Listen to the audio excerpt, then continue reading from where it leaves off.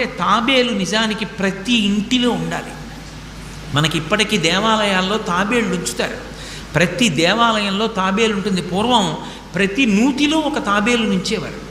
ఎందుకు తాబేటిని ఉంచుతారో తెలుసా? తాబేటి యొక్క దర్శనము మంగళ దర్శనం.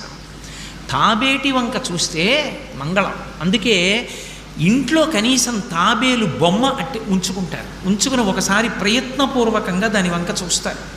ఎందుకు తాబేలు ఇంట్లో ఉంచుకోవాలి అంటే దాంట్లో ఒక రహస్యం ఉంది. దీక్ష అని ఒక మాట. దీక్ష అన్న మాట దేనికి అన్వయం అవుతుంది అంటే యజ్ఞానికి అన్వయం అవుతుంది. యజ్ఞం చేసేటటువంటి వాడు దీక్ష స్వీకరిస్తాడు. దీక్షా స్వీకారం చేశాడు అంటే ఇంటి లోపలికి మళ్ళీ వెళ్ళరు. ఇక పూర్తయిన తర్వాతే ఇంట్లోకి వెడతారు. ఇల్లు విడిచిపెట్టి బయటికి వచ్చేసి దీక్షావస్త్రాలు కట్టుకుని మేళతాళాలతో యాగశాల ప్రవేశం చేస్తారు. ఇక ఎప్పుడు మళ్ళీ ఇంటికి వెళ్ళడం? ఆ యాగం